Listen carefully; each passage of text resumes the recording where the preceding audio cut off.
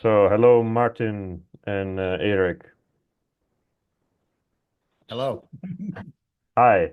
So, I think this is going to be quite an interesting interview because I wanted to talk with Eric about his teacher training, but then yeah, Martin is one of his students or was one of his students, so I wanted to create a really interesting dynamic to talk about his teacher training with both the maestro and with the student. So I think that's really interesting, and yeah, today we're going to see how this little experiment will work out. But yeah, I'm very curious about.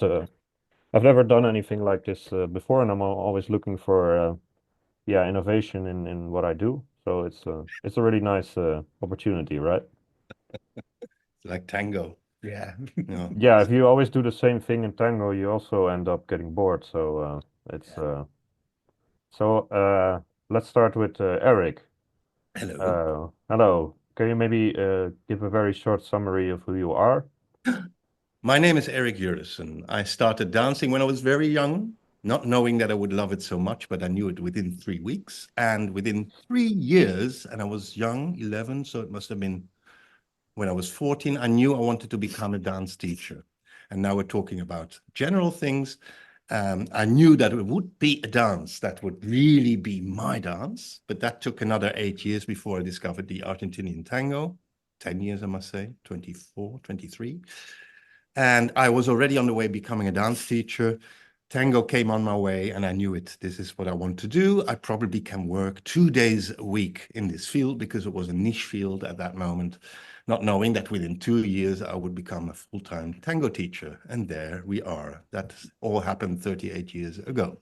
Yes. So you're certainly one of the pioneers of tango in Europe, you could say. Still active? Yeah, you could say that. Yeah. Yeah. Yes, yes. And Martin, how about you? Well, totally different. The other, almost exactly the other way around. I started dancing very late. Actually, when I was 50, I started dancing. Before I never danced. Although um, my classmates in secondary school asked me if I wasn't really from Suriname. Oh, that's Re- nice. You're not Okay. black, sure. So I danced a lot in school, etc. But no couples dancing. Yeah, what everybody did at the time. You had to, when you were in school, you had to do a couple of ballroom dance classes. That was all. So, but it's similar in the sense that when I saw Argentine tango, it was actually a gift from my wife.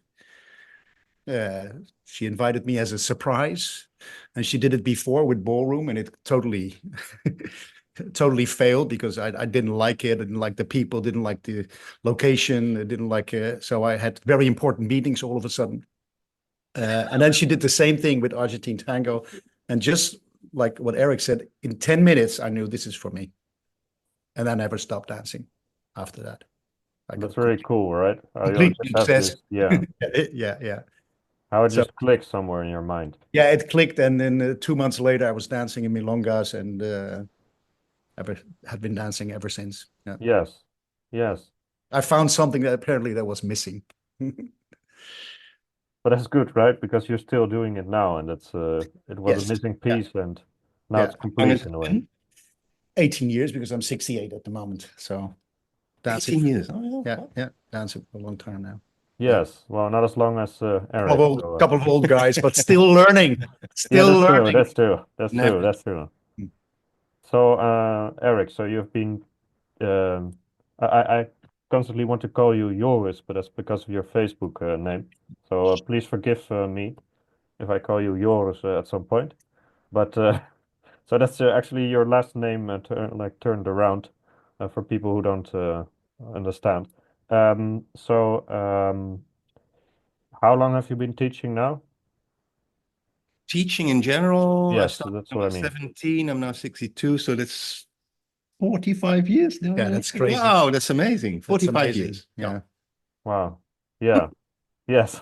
Um, so I assume that during this whole teaching career, your ideas of teaching have progressed in certain ways, like Of course. evolution, right? Like it's like life. you still discover things, I hope, for everybody who is older, that you still appreciate change in life. And maybe it's on a smaller scale, but you will discover more and more what you want and what you don't want. And sometimes things transgress into another thing that you wanted when you were young and that you don't want anymore. But it was part of that whole development. When I started wanting to become a teacher, I was looking for going to an academy to learn about teaching, especially about teaching, because the dance academy is actually focused on learning to become a better dancer. And if you couldn't become a better dancer, well, then there was always the option to become a teacher. But I wanted to be a teacher right from the beginning. And so I was very happy that finally, via detour, because I studied here in Nijmegen organic chemistry, which I still apply. Organic chemistry is what we do. But I couldn't go to the dance academy because that would be a poor choice, my parents thought. And I understand that. But within 2 years, I was allowed because dancing was my whole life. And then I was kind of disappointed. I met so many people who inspired me. On the other hand, the whole academic structure was based on teaching. Yeah, it's more or less what I already told you. If you're not a dancer, then you can always become a teacher. And it was that feeling that was always there. Oh, yeah, we will tell you something about teaching, but it was not inspiring at all. So I had to find my own way.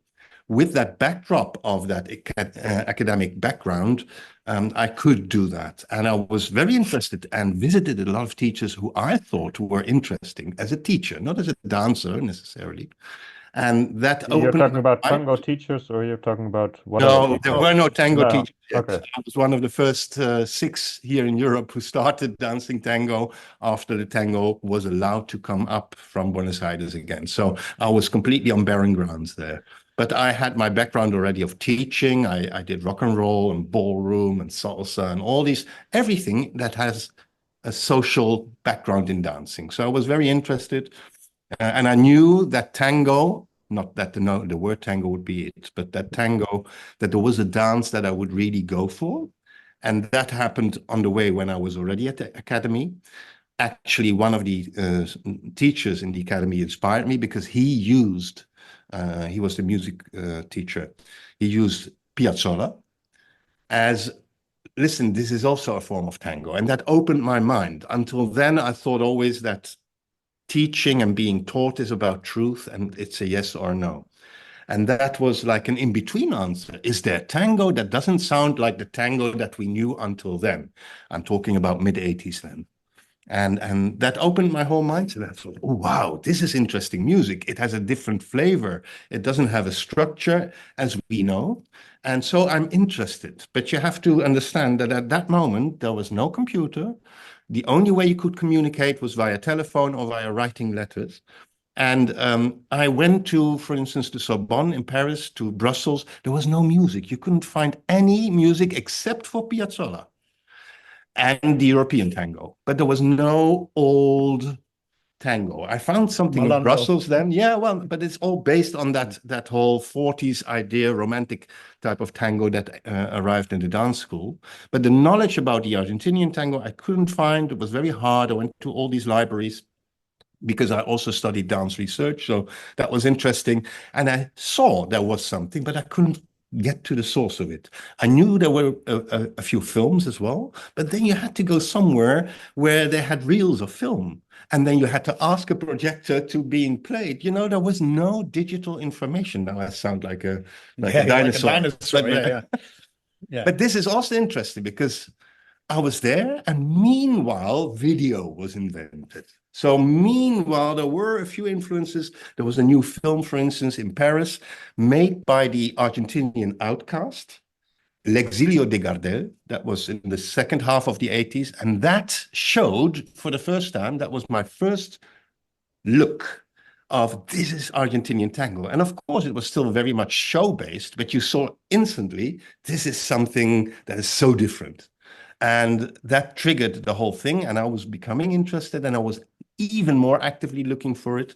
Then we had Mariano Morris coming to Amsterdam in 1985. Amazing. If you ask in Argentina, what is the most important tango orchestra? The bulk of the people will say Mariano Morris. But for tango dancers, it's a no-no. You know, it's more or less like the James Last of tango, which doesn't matter. But he was the man who, with his orchestra, popularized the music in the 60s and 70s, but also before, because he wrote a lot of tangos that the other orchestras played in their arrangements, and they become very famous for dancers. So it was interesting. I didn't know all that. I went to that show of Mariano Morris with 5 couples. Horrible show dancers, I saw that. But it was still interesting. The whole vocabulary of tango was so interesting. And everybody did it in their own way, which is also interesting because that's the opposite of standardized dancing. That is what interested me. Mm-hmm. And so I thought, okay, everything I do, I'm studying dance, I'm studying how to teach. It's all standardized, everything. And that's good. Standardization is to get an insight of things. But if you're not taught to be open, then you will never develop into your own way of teaching, of dancing, and you know, the whole tango exists because it's never been standardized.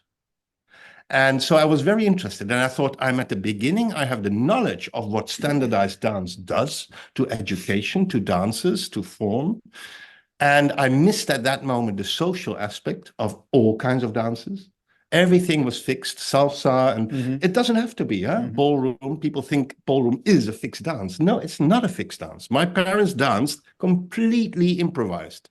They were having a hold like this instead of ta-da. In the 20s and 30s, people danced because they wanted to dance. They never took classes. The tango still has that flavor because nobody said, we know now the truth. Here's the tango Bible, and from now on, we're dancing like this. But the interesting thing is, and you have to stop me because I talk a lot, but I'm also very passionate. My parents danced. I saw them dancing. They danced ballroom, which I did as a child as well, and I loved it. But I also saw that my parents danced differently. They didn't have the shape that was judged, like this is good, this is right, this is fantastic. But they had a lot of fun. They made their own rhythms. They had their own ways of making movements and improvising to them. And then I went to one of the dance mornings because I'm from Brabant, from the province of Brabant. And during the kermis, which is a state fair thing in the village, or carnival, there were all kinds of dance events. And I'm talking now about the 70s, when my parents were 70 as well. They went to these dance events and you saw a lot of old people and they all danced differently. And I went with my fellow students from the ballroom and they said, look at these people, they cannot dance. And I thought, what? You're looking at something different? What? No, because they don't do that what we learned. I said, no, that's true, but they dance. We follow up instructions and we do that nicely, but we're all the same. And I saw the beauty and I was so happy. And I was 14 years old then. And I understood, my God, it's as stupid as a child, but I understood, my God, the majority of people wants to have a prefixed idea of right and wrong. And this is, the unknown is dangerous, is fearful, is, I don't know what I'm entering, so it's better to judge them as being not right. Not knowing that later on during my life, that became a whole pattern because I think the whole life exists of that. People are afraid of not following the standard. So I made it my mission from that moment on to bring back ballroom into that very open way of, come on, it's not about the exact step or whatever. It's about finding creation together with two people. So you need to communicate in the dance. How do you do that? This was avant la lettre. There was nobody teaching this, but I saw this and I wanted this. And I became the black sheep of the ballroom scene at that moment because I started to mix all kinds of things because I said, well, you can go from this move into this one. No, that's not in the book and that's wrong. And why don't you keep your elbow there, but there? I thought, my God, this is so horrible. I really have to start a mission. So I was so happy to discover tango because that was a rediscovery. And I was there right at the beginning, and I felt I have the power and the time frame to actually start things up in a different way because we don't have a history. It was very hard within the ballroom scene or the rock and roll scene to change things, to say, listen, we can be more creative. We can let go of a lot of things. And this was a renewal of a new dance form. So I really felt, and I was 23 at that moment, I must take this momentum now. I must make a stance. I must show that this is another way. And I was already doing this with ballroom, where I was the black sheep. But a lot of people were attracted and they talked about it. If you go to him, I didn't have a ballroom school, but I taught classes. If you go to him, you actually learn how to dance and not doing a set of figures. And so I use that for tango as well. Although around me, even the 6 people I started with, they immediately started with the truth. This is tango. One step back, the whole time and set frame. And I thought, oh my God, everybody is looking again for what the truth is. And the truth is not in this. And then at the beginning, when I started to copy things from movies because there was nothing else, I was just setting up the idea. And then the first tango teachers came, or tango dancers, professional dancers, because they were the first proper shows from Buenos Aires, Tango Argentino. There were all these fantastic dancers, Fido Lasso and Nelson and Nelida, all show dancers. But there were also sometimes a few older couples who actually danced more or less the social thing. It was staged in a way, but you also saw the individual interpretation of tango, but also the smaller thing, so that it's not all in lingerie. Doing 20 ganchos is better than 18. And so I thought, okay, that's what I want. But most of my colleagues wanted to go for the big thing. And I understand how that works. It's funny that what you were now telling there, that we have common ground, because I also saw my parents dance all the time. Actually, they met dancing after the war, and my mother taught her brothers how to dance between the schuifdeur, sliding doors. And so she talked about that a lot. And also I have the same experience that I didn't like the ballroom set choreographies, and tango immediately spoke to me. So it's the same thing.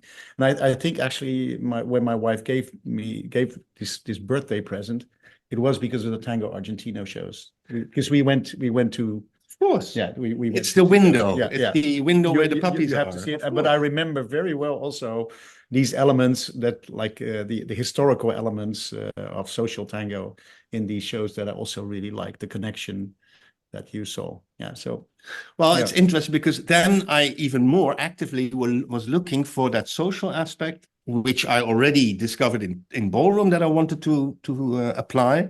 And I saw that everybody started to feel the beauty of tango, but they all went for the big frames. And I understand, because even the professionals at that moment and the teachers, they started this dance as their first dance. They didn't have a dance background. They didn't have thoughts about. They went for the shape. And I understand how it works, but I was already a few steps further. So I also thought, how can I influence this? Because I immediately also saw that all these people, the bigger they made the jumps and the more ganchos they did, they attracted more people. So I thought, oh my God, this will become the future. I must have a counter sound. At that moment, there was one teacher who immediately visited the European scenes. And the first 6 scenes I will tell you now, that was Amsterdam, that was Nijmegen, that was Hamburg, that was Stuttgart, Berlin, and Paris. Soon after came Zurich. In the first year, it was very limited. And most of these dancers who started to teach tango were affected by the virus and started teaching without having a teaching background, which is fine. It's fine. But they had to present themselves as teachers. And they started to also blurt out a lot of shit, because this is what people do. When they're insecure, it's very hard for people we actually don't know. And we keep the doors open. I don't know yet. No, they started to say, this is how it should be, and this is wrong. I thought, I have to be the other sound now. I really have to. But I can't expect from my students that they immediately go for that subtle improvisational beauty that I see. I have to come up with a method to keep them open, but also give them structure. So there's always this balance between things, and it's a dynamic balance. It can shift sometimes, but I believe in the 70-30 balance. 70 of structure on which you can continue building, and 30 of the unknown, of experimenting, and I see that balance works for all kinds of things, even for milongas. When you have 70% of the people who feel at home in that milonga and 30% visitors, that becomes a more harmonious and exciting energy than a full house of steady guests or a full house of strangers. Yeah, I can confirm that. So my background is that I organize a milonga in Amsterdam every Tuesday for the last almost 15 years. And this is exactly why that milonga works, because there's a lot of visitors coming to Amsterdam, and that's quite a big group of regulars. And that mix is what makes it really interesting. So the same actually for teaching. So of course, people need structure as well. You can't start like the free expression that was very popular in the 80s. Oh, just do what you feel, and that is what you need some entrance, and it's good because it's based on a history that has evolved. So you can't just reinvent the wheel every week. It's good. It's like a language. We have a basic frame, but allow yourself to develop into another direction. And this is where a teacher should come in, because when a teacher is judgmental and saying this is right and this is wrong, and started to not explain why or whatever, then people actually start believing this. And everything that makes people happy, they will continue. If you give people the first 5 weeks of a course, of a tango course, 20 ganchos and 15 steps back, and it makes them happy because they're discovering a dance, although they couldn't dance yet, but they are so happy. Wow, this is fantastic. They will continue using 15 back steps and 20 ganchos because that is what made them happy. This is their womb. As a teacher, you have to understand that. It's not about the technique leading people for the first time in a gancho in the first week. It's about keeping them happy and motivated, but also to finding that 70-30% level and not going for the full 100% of new things every time. I saw this happening with all these non-professionals. They just were so happy themselves to share, which is a good thing, but they overdid it. And you create a new community, because you must understand there was no tango, there were no tango communities yet. There was only a tango class. And that sets the whole basic. Maybe this is a moment where I'd say our experiences overlap, so I can reflect from a like a student perspective. Because when I started tango like 18 years ago, you were at it already probably 20 years, with all these experiences. But my background was also professionally everything. So I was running a company, but everything I did at the time was new for me as well. And my standard approach is, well, first I'm going to learn, and I'm going to teach what I have to learn myself. So I looked at, so when I started tango, I just, like everybody started in a school, and I was just really surprised by how badly the approach was molded around the students. It was really product out, so to speak. Yeah. So I remember, in my second term, like, so after 6 months, some teacher teaching us jumps. Of course. And why not? So apparently he liked jumps. He said, well, I haven't seen that a lot in milongas. And also like really difficult back sacadas, like in the first, so do a pasada and then you can do a back sacada. You're like, what? So I stopped taking these lessons, and I had a busy family life and a career and a business to run, etc. So I didn't have a lot of time outside of going to milongas so I was really self-teaching myself, and I had all the advantages of new media because YouTube was around. So I was glued to YouTube every night, figuring out what these people were doing, and also seeing all of these different styles. You already could visit. I could see. Okay, so I was already interested in social tango, but of course I saw also the show tango, And of course, I was also interested in that, but really, I wanted to figure out how to do or how to excel at social tango, because that was the only thing that I could do at the time. But from a training and teaching perspective, you could see, the Argentinian comes in, says, this is a great wow thing to do. I can do that. Now you do it. That was basically the approach, and there were some positive things about that. But in general, you as a student, you were on your own. Whoa, this is so bad for us. Thank you. Even in de camera houden. Yeah. Alsjeblieft, geniet ervan. But so Everybody is jealous now. Yes. yeah, so I to my own learning process, I did find plateaus that were really social tango plateaus. So the first plateau for me was, I have to get around this ronda one time without repeating myself all the time, Or another plateau would be like, in a year, I want to be able to ask anyone to dance, not be afraid. And so I would go to a milonga, and before I would go to the milonga, I would look at a YouTube footage and say, well, this move I want to try. And of course, I failed terribly a lot, but and so that's how I did it, and it was really because I didn't think there were really good teachers around in my time frame, and what I really missed was feedback also of other people that were learning. So we were on our own. That's actually a big motivation for me now. How can dancers help each other get better? Because clearly, if you want to grow tango, or that's not necessarily an objective in itself, but if you want to develop it more, it needs the number of teachers there are around, and their quality is not enough to make it happen. Something else has to happen. So that's one of my big motivation also to participate in the teacher training that we maybe can talk about later.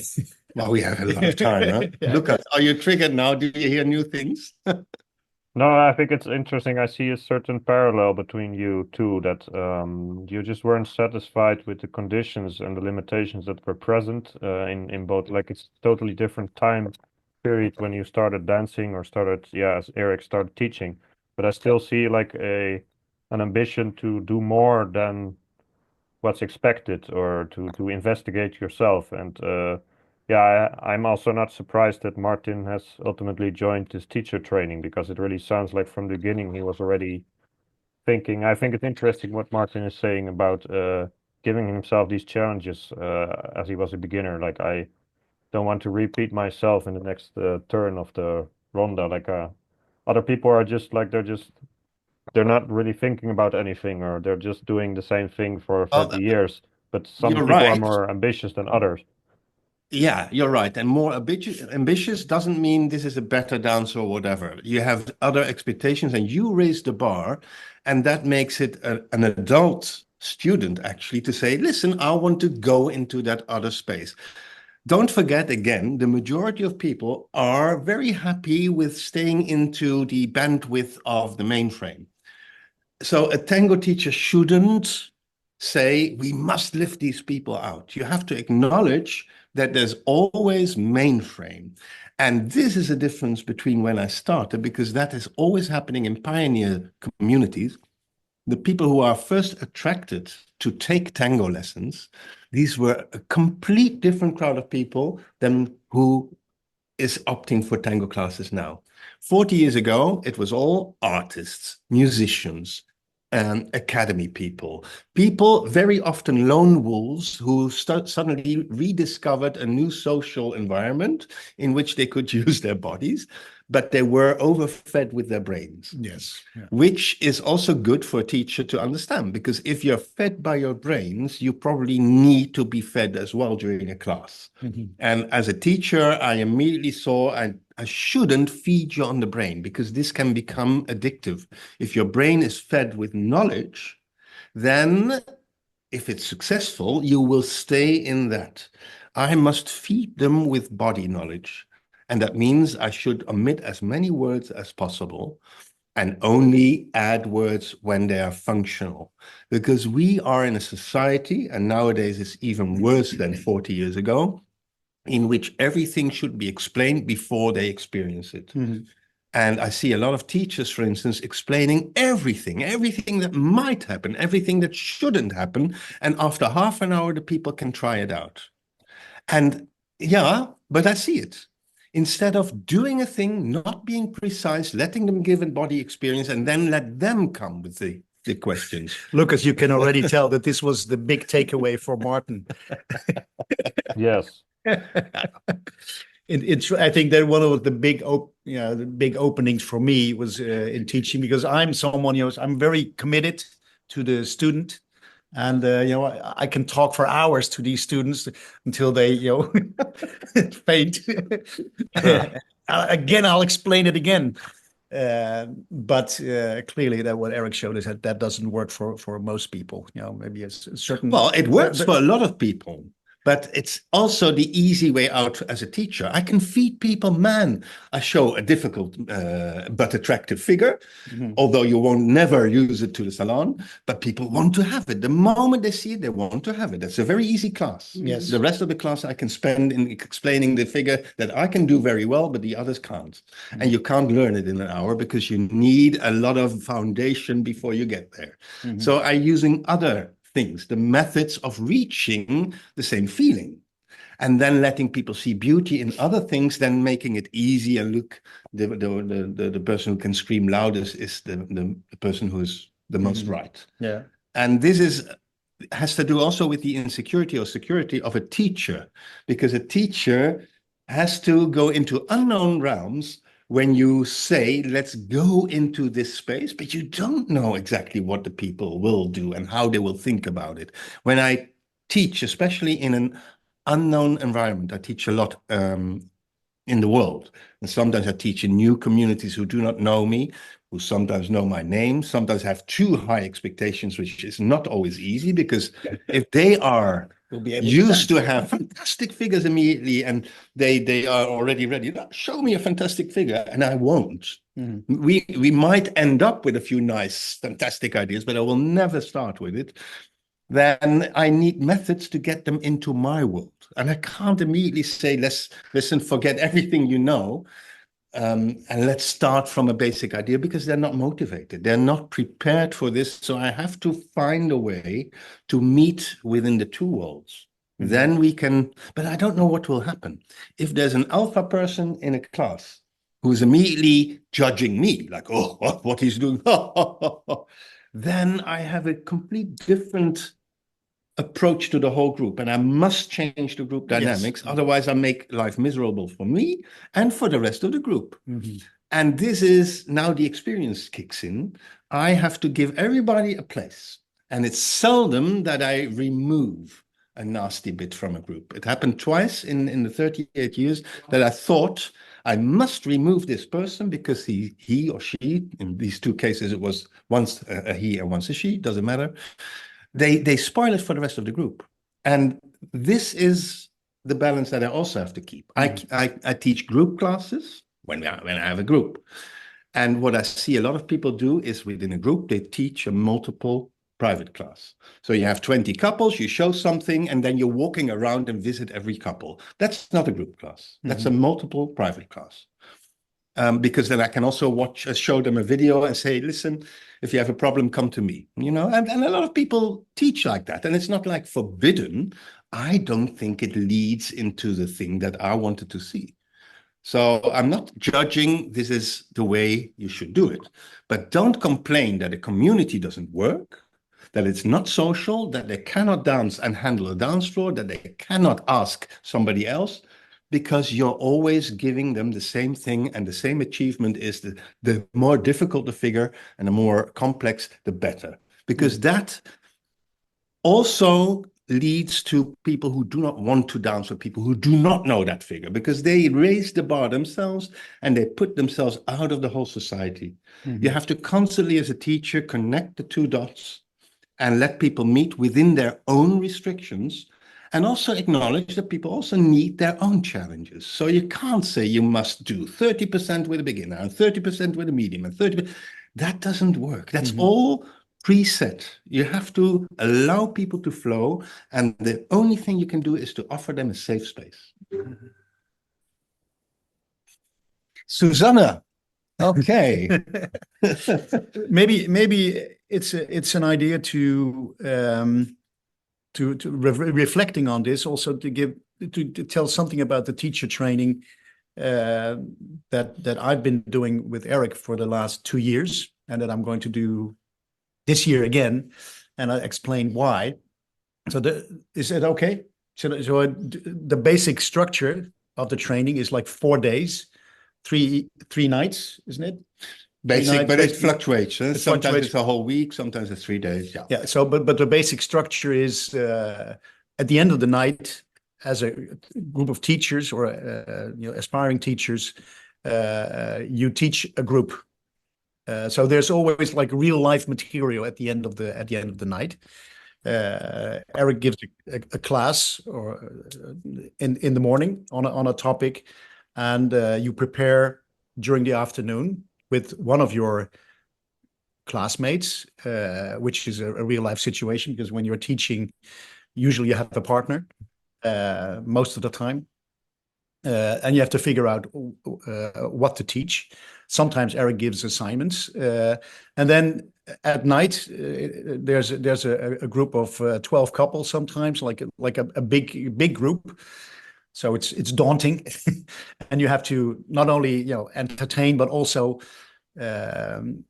get across the point that you're trying to make. And what I'm now seeing is that one of the things that Eric was referring to, that most people come to such a class with expectations, and the level of people in the class is different. Some are very, very advanced, and some are medium, and some are very, very green, just starting out. Because I invited since summer, and I just invite people of my own school as a couple to come to the guinea pig classes for the teachers. Yeah. And some people have been doing that for years, so they are very experienced meanwhile, and other people are new to it, but I also invite them. I want the teachers to read them as well. Yeah. So, and as a teacher, you don't know these people. You don't know their expectations, but you have in your mind, these people have the expectation that they're going to get a sequence, some difficult sequence, or and then it's really challenging to come up with a new idea that will give them like this light bulb moment. That what they're really after. I just want to interfere because this is assumption is killing, eh? Yeah. Because I hear an assumption, and I'm curious now, because you say these people come with an expectation of having a complex figure. These are people who are in my school. They're not. Yeah, that's. I was surprised to hear that too. I just wanted to be sure. No, correct. But I go there.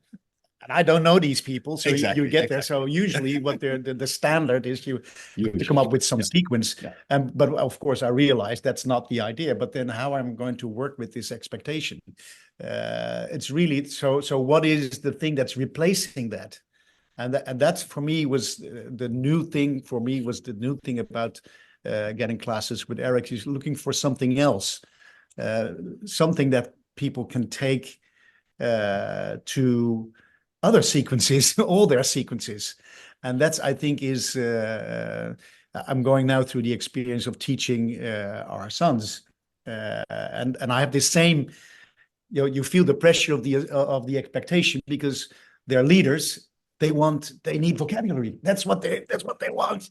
I'm not going to give it to you. not going to give it to you straight. It's not the only thing, because I can show it's what you just said triggered me when they see me do a move that they really like. That's what they want.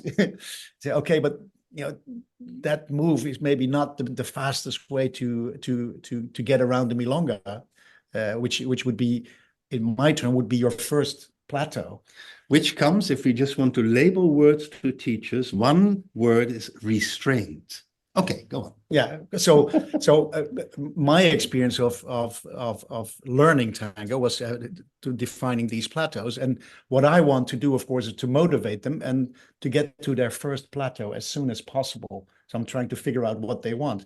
But what I see is when they're leaders, what they want, and I see there's different styles of learning, but one of our sons, our foster son, is really interested in the vocabulary.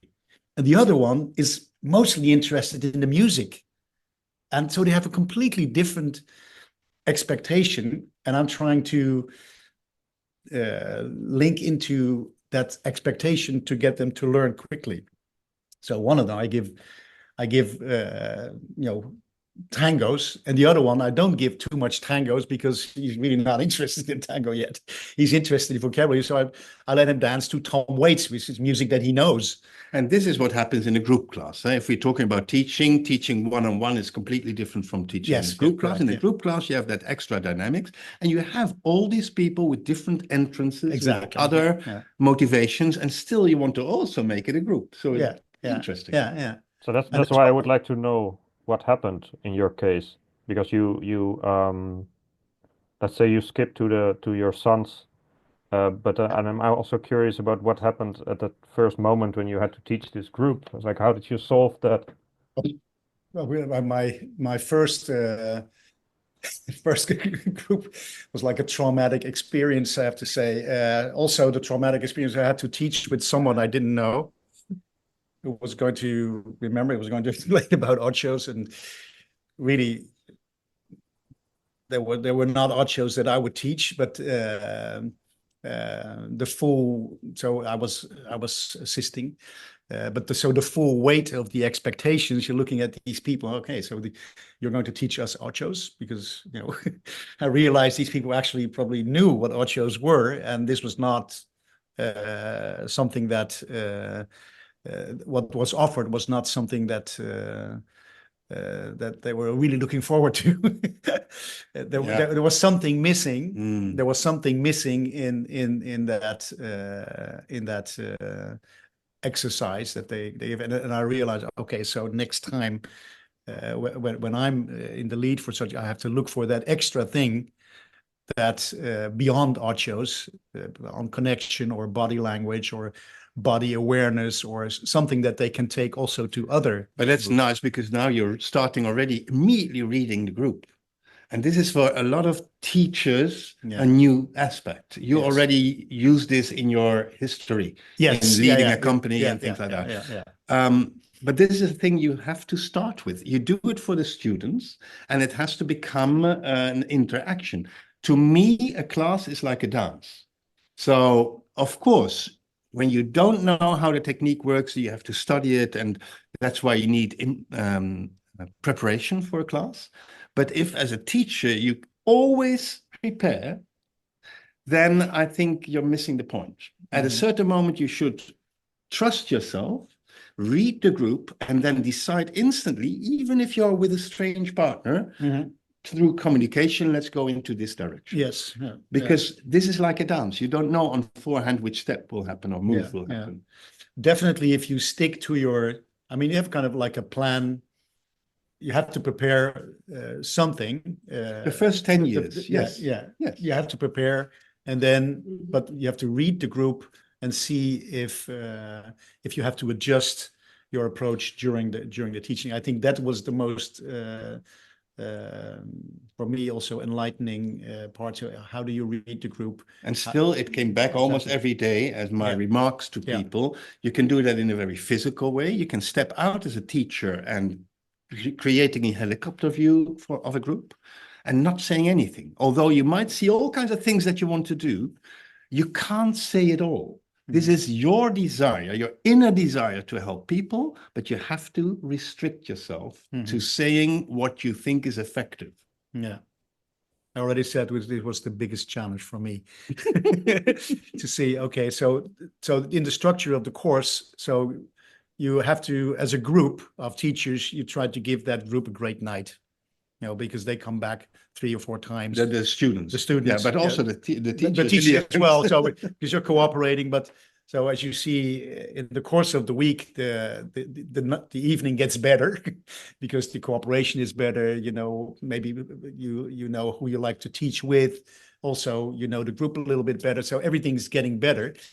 But in the morning, Eric spends like a couple of hours of feedback to the group. Actual things that people can relate to at that moment because they saw it happening. Because part of it is you're teaching, but there are, let's say, 16 people present. There's 1 person or 2 persons teaching, and the rest is observing. And this is maybe even more important to looking back into how would I do this? Why does this go wrong? When you're in the middle of it, you don't always see it. And I can bring it back the day after. But people also connect with the students after the class, which is a good advice in general when you're a beginning teacher, to just get your feedback. If you can't read them, talk to the people. Correct. Yeah. So after the night's class, the group comes together and you walk around. Sorry for interrupting, but Eric is present in all these classes being given. Oh yes, yeah. So he's at the background. He's sitting in the background and he's taking notes. Yeah, but how does that work? Like there are time slots, like Martin and some other person are between 7 and 8, and then the next, you're literally, but it's not happening at the same time, these classes. So I wanted to say Joris, but Eric is focused on one teaching couple at the time. Yeah, you teach segments of 20 minutes or 25 minutes, and as a group, and usually in couples. And that's for a whole night. And Eric takes notes. And the next morning gives feedback. But what Eric just said, you get, as a teacher yourself, you get feedback from the students themselves. And many of these students have been through this, and they are very direct in giving you feedback. So it's like in old days when we had a person, an extra, a teacher who learns being present in the class. I'm there as the main teacher, but I won't teach. I'll just observe and make my notes. But all the fellow teachers are also there in the class, not dancing, because this is sometimes the first thing they say. Can we join the class? And no, you have to watch the class and see all kinds of aspects in the class. What goes wrong? What can go better? Also the good things, because there's always balance into in the 2 things. So you have a full room of dancers who also feel different, of course, because they have to listen to people teaching in English, which is not a big problem because here we do that a lot. But there are also people from France or from Germany. Sometimes they can't speak English or they feel too insecure. Then I suggest do it in your own language, but I can't. You mean the teaching or the that? The so teachers. There's also extra, the teachers. Okay. All over the world. Yeah. So And they follow your training in English, but they cannot really teach in English themselves. Sometimes it's an issue. And they would feel so restricted that I say, listen, then do it in your own language and let's see what happens with the people. Most of the people here understand German. So that is very often. And sometimes it's even in Dutch that people say, can I do it in Dutch? I said, okay. But the other people present, so the other teachers, cannot understand you. So you have to see other things because there's a lot of body communication there as well and space communication. And it's interesting to not hearing the words and still seeing things happening. I find this quite interesting. Sorry for interrupting again, but I find this quite interesting because I'm linking what you said in the beginning about not being happy with how everything was so structured in ballroom, for example, and tango. And now I'm seeing that you're kind of doing the same with this teacher training. Like you're also essentially improvising, working with the people who are present and depending on what happens, you adapt course. And that sounds much better to me than, for example, when I'm not talking about teacher trainings, but teachers. I see a lot of group teachers in tango who only teach these sequences. And I'm not, like, I can't be bothered to join because I do not want to just learn. Like, it's interesting to learn some technique. Yes. What's the point of learning all these difficult sequences if you're never going to use them anyway? Exactly. So yeah, I find it very interesting to now discover also through Martin what he says, how this teacher training actually works. Yes, yeah. So so for me, I think I had a lot of experience teaching groups. So, but verbal, and I know how to get group activity, but now how can I make them experience things?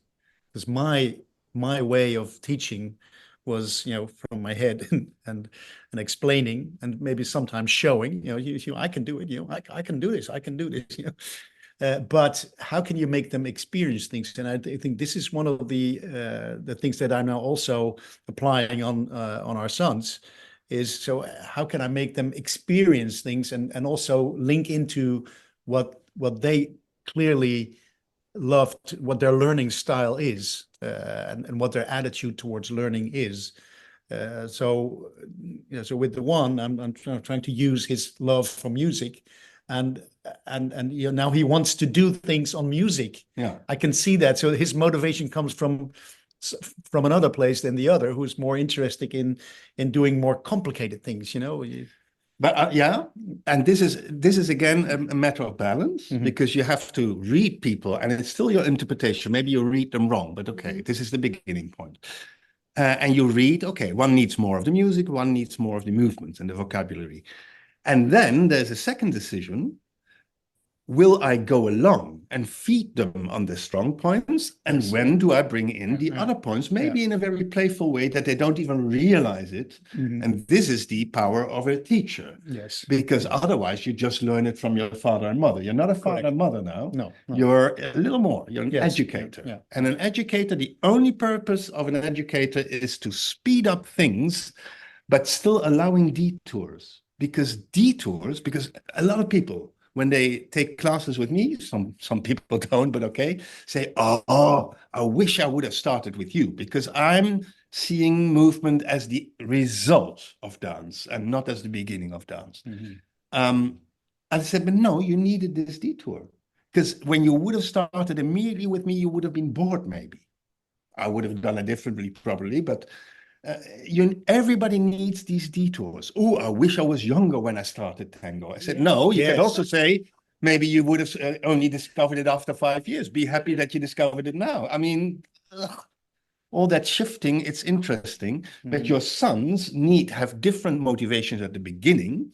I think a teacher should open up the intrinsic motivation or the extrinsic motivation into intrinsic. This is what a teacher should do. You have to understand that what is already there, a desire, and how can we open doors where might lie new desires, which is probably part of growth. If you always stay in the same room of desire and you already predefine all the other rooms don't have the desire I'm looking for, then you will not grow.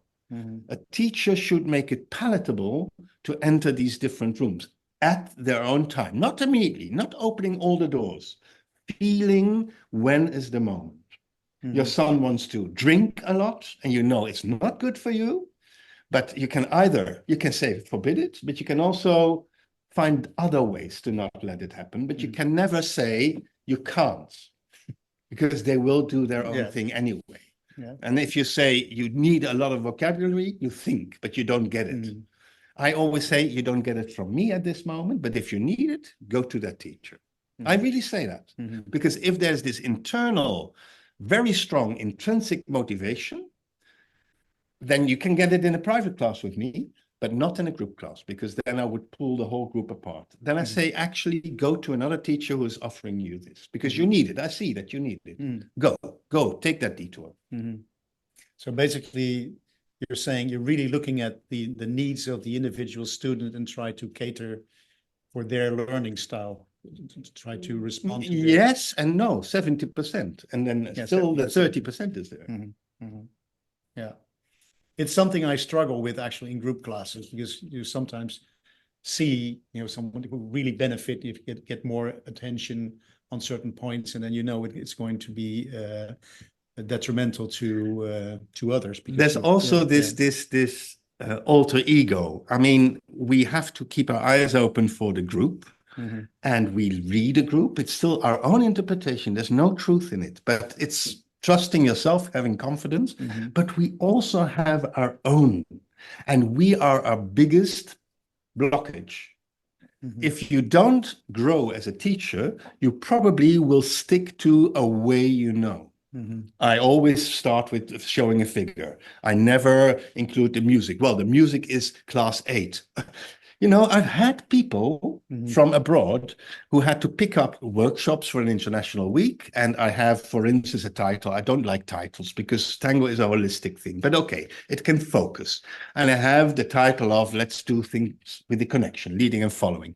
And then some people say, I already did that class. I think then you don't get the point. But I mean, I can't say this is not true, but this is how people work. Sometimes they cross off a bucket list.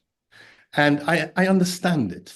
My first reaction is, no, it's never the same. You can't say I've done this class. I've had people who have taken classes for 38 years and they said, Eric, I've taken a weekly class for 38 years and you've never done the same class. And that's true. That's true. I might use the same subjects, but it's always in a different way. And that's why we're still here. And it's not that they can't dance, but they want to be inspired. But inspiration comes after you lay a foundation of the basic knowledge. It's like a language. If you want to learn German, you can't just start with Goethe. You can't. You start with er, du, wir. And you can say, okay, but you say, where? I won't improve it because as a teacher, I think you have the freedom. No, you also have to learn to communicate in a clear way. And you still have your dialects. You can say it in a Bavarian way or in a Berlin way. I don't know, but you have to allow that. But as a teacher, you constantly judge what should we polish and what do we leave? Is it up to my standard? Will I restrict them by putting my standard onto them? Or will I put a standard onto them still knowing that there are other ways? Which is for me a very important tool in the didactics. Something occurs to me now. Is it true to say that in your style of teaching and also the way you treat us as students in the teacher training, that we're looking for ways to inspire the students more than actually to teach them? Well, I want to see things. the 70-30% ratio. And sometimes I miss that. Even on a dance evening where all the teachers teach, sometimes it doesn't have any structure. And you only go in giving it a different flavor. That's what they're doing. You can anchor things by touching all the aspects of a tango, of a dance. And that's not just the technique of a step. That's not just the connection. That's not just the musicality. That's not just the floor craft. It's also other things. But you cannot restrict a class and saying, this is about it. The rest you sort out yourself. They will sort it out if they start dancing. Then the interaction in the social environment probably changes their dance. But as a teacher, you'll have to understand that this is also your power. You can let them touch all kinds of aspects. And why do I tell this?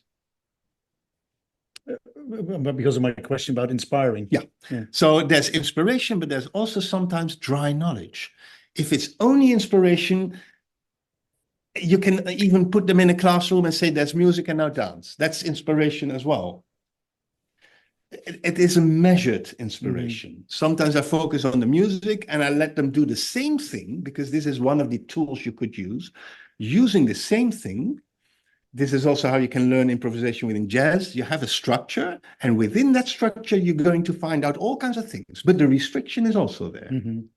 So if, for instance, they're starting to learn the technique of the ocho, I offer different types of music, but I don't say, listen to this music and do it differently. I do use 3 types of different contrasts in the music. I let them practice an ocho and I don't mention the music. Only at the very end, when the technical part of the ocho starts working, I say, listen, if you now dance to this music and to this music and to that music, would you dance it differently or not? Let's try it out. I don't say, this is slower, you should take more time. Let them figure it out. Figure it out, yeah. This is actually one big, very important element for my own results in the teacher trainings. That increased my interest and knowledge about tango music a lot, because when teaching, you have to really prepare and figure out what your exercise that you came up with are best shown in, and also this inspiring by music has become for me a very important element. And for other people, they're not ready yet. They are so involved with movement in itself, which is creating music, by the way.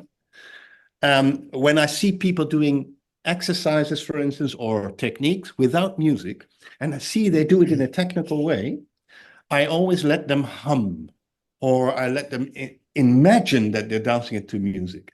Because if you first dance half an hour, the technique of the ocho, let's restrict it to that. And then you say, now we have music, now do it to the music, which is a very clear method. We always show something, we analyze it, people do it technically, and then after half an hour, they get the music. You also prepare people for doing things technically, and by the way, in the end, you can do something to the music.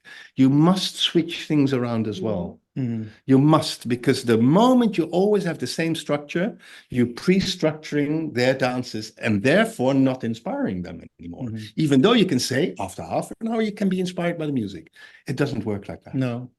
And I think a good general point is to either not saying, let's start working on the ocho, but just putting on some nice music. People started drifting away, and without saying anything, you show ochos.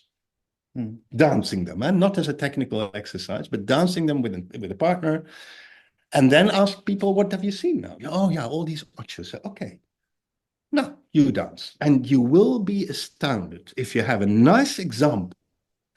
That is already inspiration. Mm-hmm. The inspiration should come from beauty, not from clarity.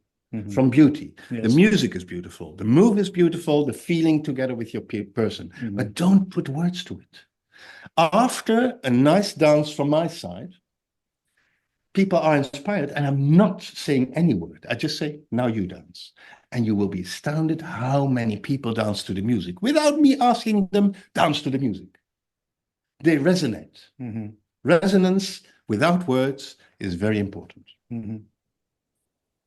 I think, you summarized a very big learning point, I think, of the whole teacher training. Yeah. Where I think you've shown also many exercises on how to let people experience connection or grounding or with tools. So that I think that's an important theme.